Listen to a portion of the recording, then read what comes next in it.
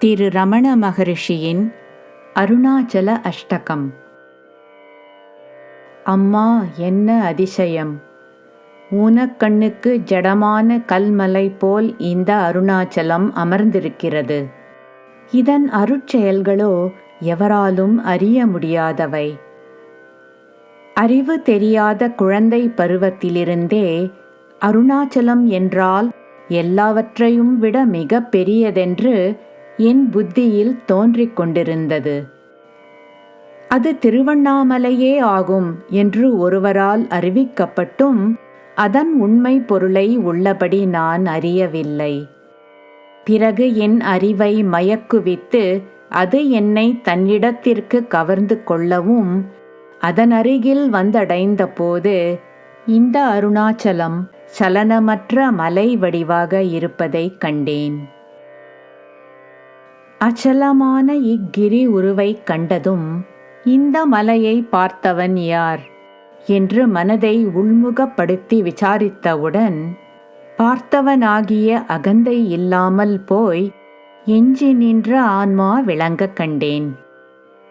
அதை பார்த்தேன் என்று சொல்வதற்கு நான் என்ற அகந்தை உதிக்கவில்லை. அதை காணவில்லை என்று சொல்வதற்கு மட்டும் மனம் எங்கிருந்து கிளம்ப முடியும்?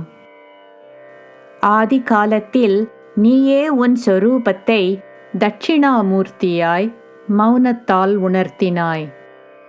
இப்போது இந்த அனுபூதி நிலையை விளங்க வைக்கும் திறமை படைத்தவன் எவன் இருக்கிறான்?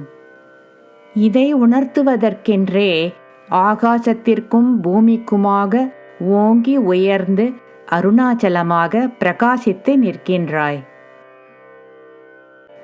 என்னை போலவே உன்னையும் உருவமுள்ளவனாக நினைந்து உன்னை அடைய நான் அணுகவும் நீயோ இப்பிரபஞ்சத்தில் அருணாச்சலம் என்னும் மலை வடிவமாக இருக்கின்றாய்.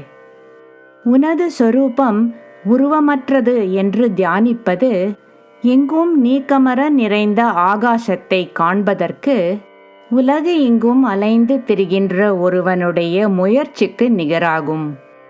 உனது உண்மை சொரூபத்தை எண்ணமற்று உள்ளபடி உணரும்போது சமுத்திரத்தை ஆழம் காண கடலில் மூழ்கிய சர்க்கரை பொம்மையின் உருவம் கரைவது போல மனம் தன் உருவத்தை இழக்கும். எனது ஆத்மஸ்வரூபத்தை நான் விசாரித்து அறியும்போது எனக்கென்று தனி உருவம் எது இருக்கிறது? அருணாச்சலம் என்னும் வானோர் புகழ் மலையாக விளங்குபவரே! எங்கும் விளங்கிக் கொண்டிருக்கின்ற பரம்பொருளாகிய உன்னை விடுத்து உனக்கயலாக ஒரு தெய்வத்தை தேடுவது கையில் விளக்குடன் இருட்டினை தேடுவதற்கு சமானமாகும். சச்சித் பிரகாசமாகிய உனது உண்மையை அறிவிக்கும் பொருட்டே ஒவ்வொரு மதத்திலும் நீ அந்தந்த தெய்வங்களாக தோற்றமளிக்கின்றாய். இவ்வாறு பிரகாசிக்கும் உன்னை அறிந்து கொள்ளாதவர்கள் சூரியன் இருப்பதை காண முடியாத பிறவி குருடரே ஆவார். ஒப்புயர்வற்ற அருணாச்சலம் என்னும் சுயம் பிரகாசமே, என் இதயத்தில் ஏகமாக எழுந்தருளி விளங்குவாயாக. மணிகளால் ஆன மாலையினுள்ளே ஊடுருவி இருக்கும் நூலை போல் உயிர்களுக்கு உயிராகவும் அந்தந்த மதங்களின் தெய்வங்களாகவும் ஒருவனாகிய நீயே விளங்கிக் கொண்டிருக்கின்றாய். மாணிக்கத்தை தீட்டி அதன் அழுக்கை நீக்கி பிரகாசிக்கச் செய்வதைப் போல மெய்யுணர்வை இழந்த மனத்தை ஆத்ம விசாரம் என்னும் சாணைக்கல்லில் தீட்டினால் உனது அருட்பிரகாசம் தோன்றும். தீட்டிய மாணிக்கக்கல்லின் பிரகாசத்தைப் போல ஆத்மாகாரம் அடைந்த மனதிற்கு வேறெந்த பற்றுதலும் படிவதில்லை. புகைப்பட கருவியிலுள்ள உருவத்தை பதித்து கொள்ளும் தகட்டின் மீது சூரிய ஒளி பட்டுவிட்டால் பிறகு அதில் புகைப்பட உருவம் பதியுமோ? அருணாச்சலம் என்னும் ஒளி மலையே, உன்னை தவிர மனதில் பற்றக்கூடிய வேறொரு பொருள் உண்டோ? இதயம் என்னும் ஒரே பொருளாகிய நீ மட்டுமே உண்மையாகும்.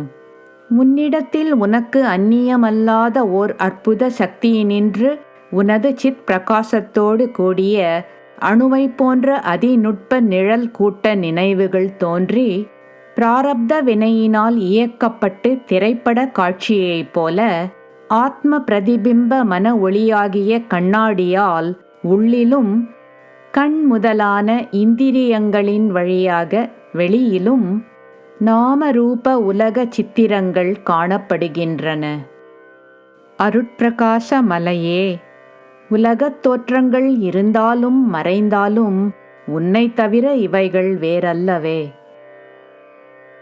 நான் என்று தோன்றும் அகங்கார வடிவ முதல் எண்ணம் எழவில்லையானால் வேறு எதுவுமே இல்லை. அந்த எண்ணம் அற்றுப்போகும் வரையிலும் மற்ற எண்ணங்கள் தோன்றினால் அது யாருக்கு என்று விசாரித்தால் எனக்கு என்று தோன்றும். இந்த நான் என்பது எங்கிருந்து உதிக்கிறது என்று விசாரித்து அந்த இடத்தில் மூழ்கி இதய சிம்மாசனத்தை அடைய பெற்றால் ஈடு இணையற்ற அருட்கொடையின் ஆணையை செலுத்தி உலகனைத்தையும் அருளாட்சி புரியும் இறைவனாக நீயே திகழ்வாய். பிறகு உள் வெளி, பிறப்பு இறப்பு, சுகம் துக்கம், இருட்டு வெளிச்சம் என்று இரட்டைகளாக தோன்றும் யாவும் மறைந்துவிடும். இதய மன்றத்தில் அச்சல தாண்டவமிடும் அருணாச்சலமென்னும் எல்லையற்ற அருள் ஒளிக்கடலே. கடலிலிருந்து எழுந்த மேகம் பொழிந்த நீரானது கடலாகிய தனது இருப்பிடத்தை சென்றடையும் வரை தடை செய்யப்பட்டாலும் நிற்காது. அதுபோல உன்னிடத்தில் தோன்றுகின்ற ஜீவர்கள் மீண்டும் உன்னை வந்து அடையும் வரையில் பிராரப்த வினையினால் பல பிறப்புகள் எடுத்து எவ்வளவு காலம் உழன்று திரிந்தாலும் அங்கு நின்றுவிட மாட்டார்கள். உன்னை வந்தடைந்தே தீர்வார்கள். ஆகாசத்தில் எவ்வளவு காலம் எத்தனை உயரப் பறந்து திரிந்தாலும் பறவையால் அங்கு நிலை பெற முடியாது.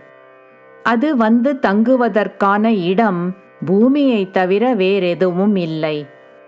அதுபோல உன்னிடத்தில் இருந்து உதித்து உலக இன்ப துன்பங்களில் உழலும் ஜீவர்களும் தாம் வந்த வழியை உள்முக நோக்கால் அறிந்து சென்றிட பேரின்பக் கடலாகிய உன்னை அடைந்து விடுவர்.